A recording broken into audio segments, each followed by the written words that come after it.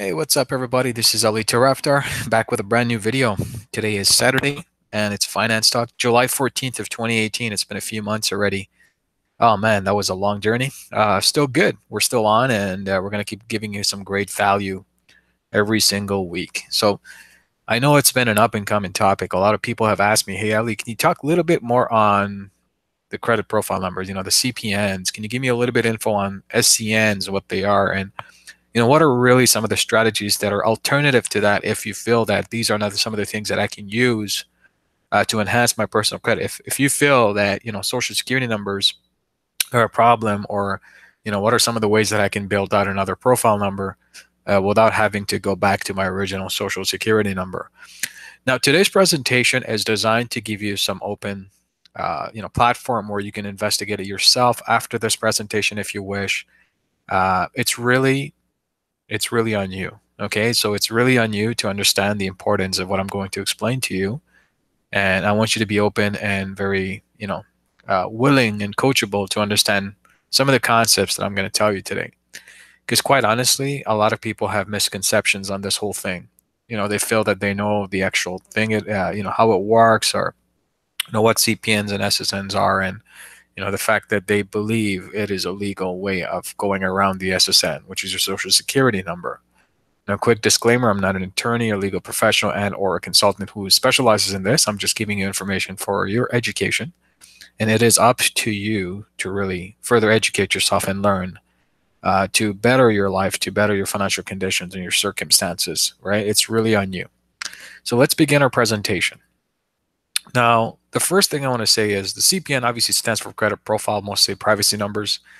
The reality is, okay, these are namely used for protection of high profile, at risk, either politicians, celebrities, and delegates. And what I mean by delegates is individuals who are working with immunities from different countries and amnesty from different countries, who are traveling to do deals on behalf of, let's say, a queen or king, a monarch or patriarch, or even, let's say, on behalf of a high president or a highly skilled politician.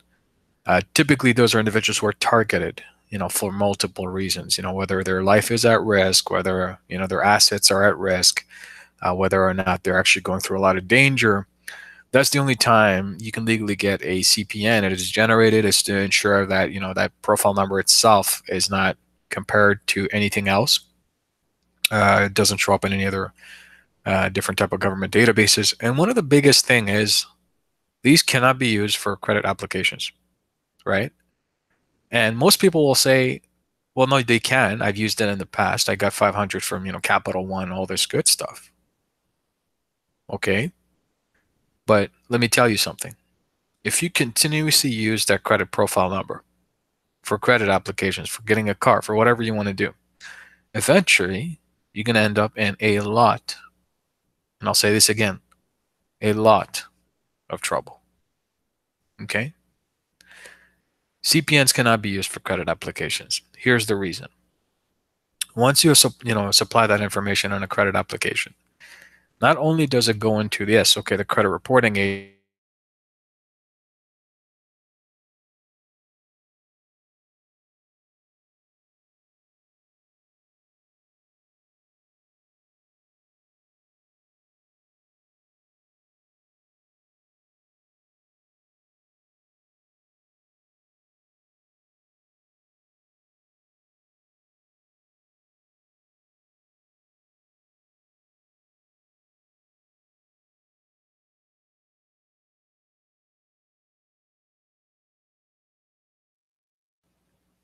okay, sorry about that, guys. Yeah, so just to go back on that, right? Like the dangers to that is beyond the credit application that goes to the credit reporting agencies, that information is actually also shared with government databases. Because if something is amiss, it's not right, it goes through the Consumer Financial Protection Bureau, the Sentinel Network, and a series of other interrogatory databases that are shared between agencies. And they're shared for discretion purposes, of course, to determine the risk on a profiler, and of course other incentives like, hey, whether or not that was stolen or it's somebody's deceased file or whatever it is, right? So you got to be careful with that. And actually, that's the reason why you can get flagged. Their IP address is tracked. Whatever you do is always tracked, and it leads back to you as a subscriber, right? And there are certain cases where they don't even need a subpoena, they can search your property. They can come and arrest you. Because those kind of incidents are basically a federal crime. It's really in the highest level of like criminal activity. So you got to be careful with that. Now let's talk about SCNs. A lot of people have a misunderstanding of what that is. They think a CPN is an SCN. They think a CPN is a secondary credit profile number. Now, an SCN is essentially, yes, it is a secondary credit profile number, but it's issued only in a case where there's a high level of fraud, where your profile is beyond repair, you can't recover it, and where there's way too much that's going on that it'll cost you a lot of money to fix it. For example, it can cost you tens or even hundreds of thousands of dollars just to recuperate the damage done on that social. So when in that case, you would plead with the court, you get an injunctive relief, you get a series of other documentation with attestation that you are going to legally use that information, that your first social security was compromised at a very secure level, at a very severe level. And at that point, you're basically petitioning to get a secondary credit profile number. In those circumstances, the courthouse may issue you a secondary credit profile number. In fact, the government with the IRS will issue you a secondary one. These are in rare circumstances, okay? But here's another one. You actually cannot use that secondary number once obtained to conceal your primary social security number's activities or obligations, especially when it comes to credit and debt obligations. So a lot of people feel that secondary credit profile numbers are something that they can just simply get access to and apply for credit cards and funding and basically bury the debt that they already had with their initial social security number. That's actually also called, it's illegal. It's the same as we discussed in the first one. You cannot use it for credit applications. The same concept is with a secondary credit profile number. And again, these are very rare circumstances. Now, most of us, we've been taught like, hey, look, use it for social security number responsibly, build that financial well-being for yourself, build the credit, and apply and build your wealth that way. Unfortunately, a lot of people are trying to get these shortcuts, right? So what they do is they go with the CPN, they try to build that out, get some funding, and end up in a lot of trouble. Now, I'm going to break something down to you very specifically, taken from the title of the United States Code Section 18, which is basically the criminal code. And I want you to pay attention to that, okay? It's called identity theft violations. So Title 18 of the United States Code basically discusses any and all possible criminal codes. And more specifically, let's look at this A7, okay? I'm going to read it to you.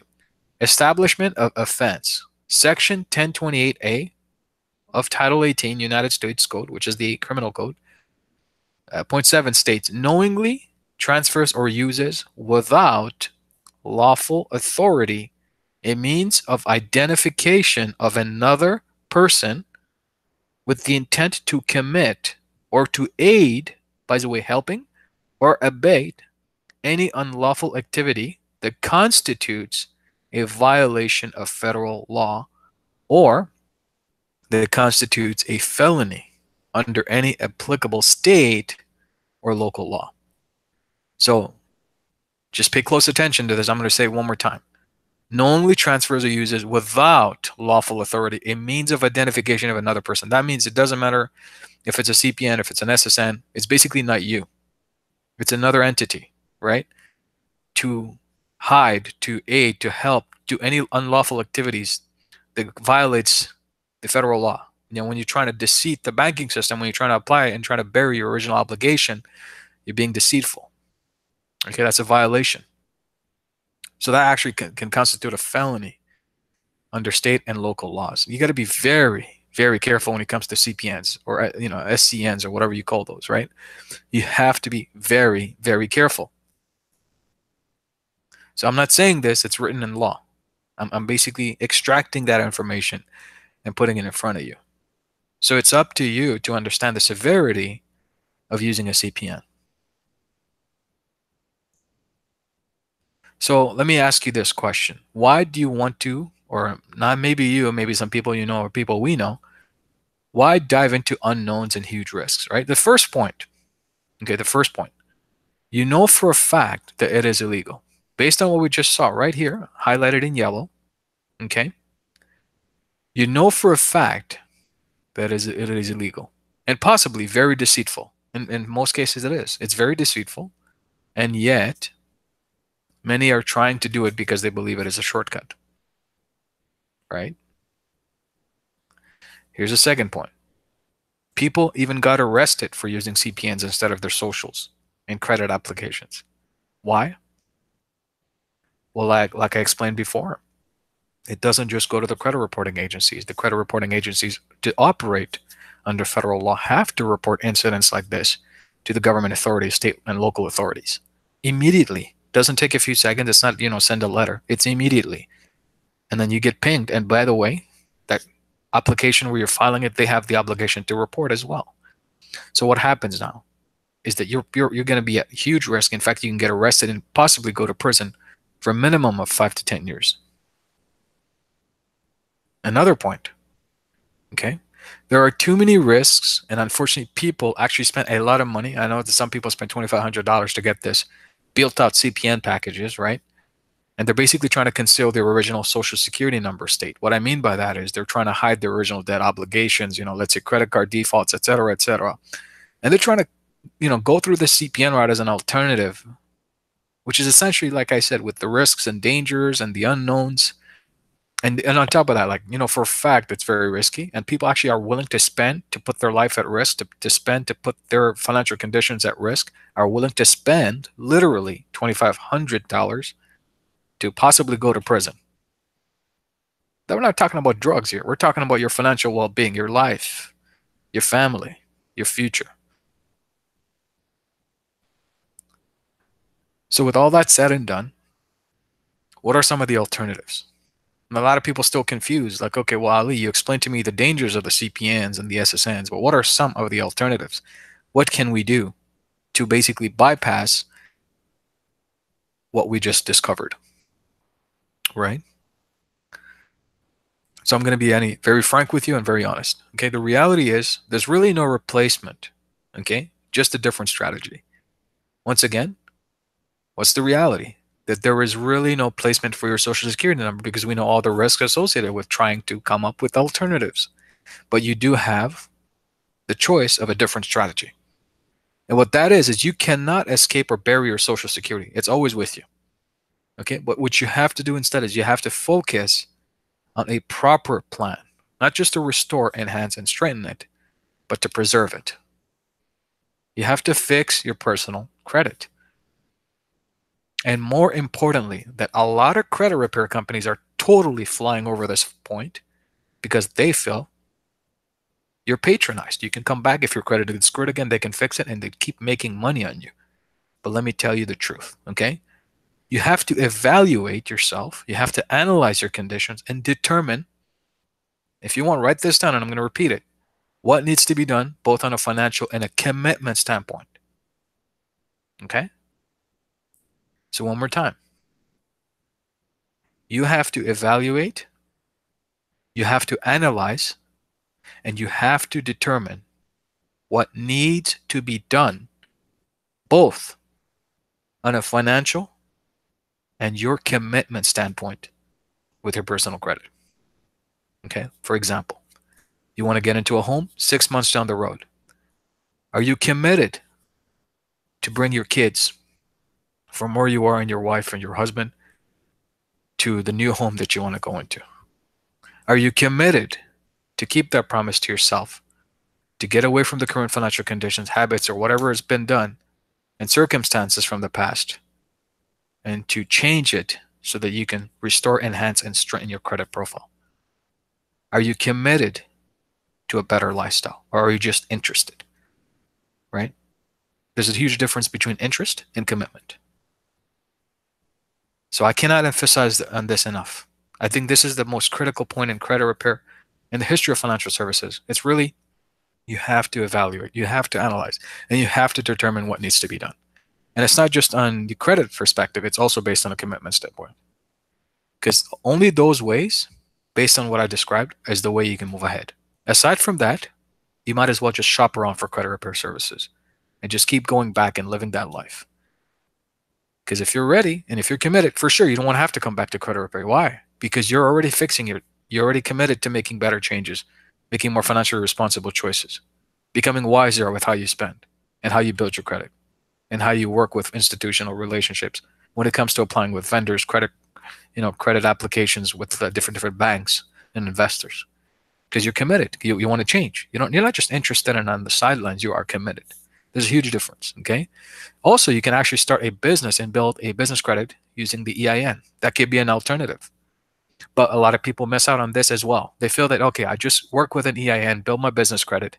But if you're not committed to analyze, evaluate, or determine what needs to be done financially for just personally yourself, those habits and the attitude and the lifestyle is going to transition into your business as well. It's not going to change. It's going to make it worse. So now you'll have two problems instead of one. But if you fix your personal credit, if you're committed to evaluating, analyzing, and determining what needs to be done on both a perspective of financial and commitment level, you'll be more serious with that because you'll protect it with everything you have, because your commitment is your word and you want to keep that promise.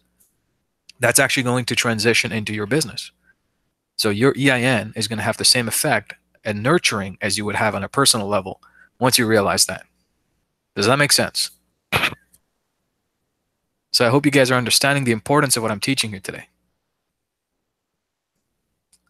So I'm going to tell you something very, very, easy and frank here. Credit is only a vehicle. It's just a vehicle. How you use it is your legacy. Okay? Once again, credit is only a vehicle. How you use it is your legacy. And the outcome will be determined by only you. That's a very powerful statement. Now, the reason I say that is because a lot of people will build credit. There's really no end goal in mind. They're not really committed to becoming a better individual when it comes to financial responsibilities or the knowledge that they want to gain to better their lifestyle and the families around them. They're just doing it for the sake of doing it, right? But for those who are really committed, who are really ready to evaluate, analyze, and understand what needs to be done both financially and a commitment standpoint, they'll use this vehicle to build a proper legacy. They'll be financially responsible and they'll create an amazing outcome. End result is, let's say if you were to determine to get into the home, the outcome will be you are actually in that home 6 months down the road. Why? Because you have kept that commitment, right? You have kept that financial ability and your commitment to fulfill that promise. This is the power of credit. If you know how to use it the right way, you'll get leaps and bounds ahead of your competitors, whoever it is that you're competing against in this society. And you're always fighting yourself, right? You're always fighting yourself. It's really nobody else who's going to criticize you but you. Nobody's going to motivate anybody except for yourself. You're the only person who can motivate yourself. So it's up to you to seriously evaluate, analyze, and determine what you absolutely need to do. Even if that means, okay, like I have to sacrifice some goodies so that I can get into a credit repair process, work with me if you have to, right? And sacrifice. Because the end result is you're going to have a lot more pleasure down the road when it comes to satisfaction with yourself financially and how you're perceiving yourself and what people perceive you as if you take the right steps, right? If you take the right steps, you will get the outcome that you want. So with that said, I hope you enjoyed today's Finance Talk. I just want to keep it brief. I just wanted to give you the emphasis on CPNs, SSNs, and SCNs. You can't bury it, okay? It's going to catch up to you. What you can do is work with a different strategy, right? So one more time, evaluate, analyze, and determine what needs to be done, both on a financial and what? Commitment level, not interest. Interest can be killed any 2 seconds. Commitment, however, is a lot harder to shake. Okay, so you have to be 100% committed. So I hope you enjoyed today's presentation. Don't forget to give me a thumbs up and subscribe to that channel if you haven't. So if this is your first time here, put that bell notification on. Every time there's a brand new video like this, I want you to be notified first, okay? And if you like what you saw, feel free to share with friends, family, associates, wherever you are. Leave a comment below this video. Tell me what you like best about today's presentation. If you have any questions, feedback, or concerns, feel free to voice them below this video or write to me directly at talk@bestcreditresources.com. This is your guide and mentor, Ali Tarafter, committed to giving you value every single week. Once again, signing off from Finance Talk. I hope to see you guys next time. Bye for now.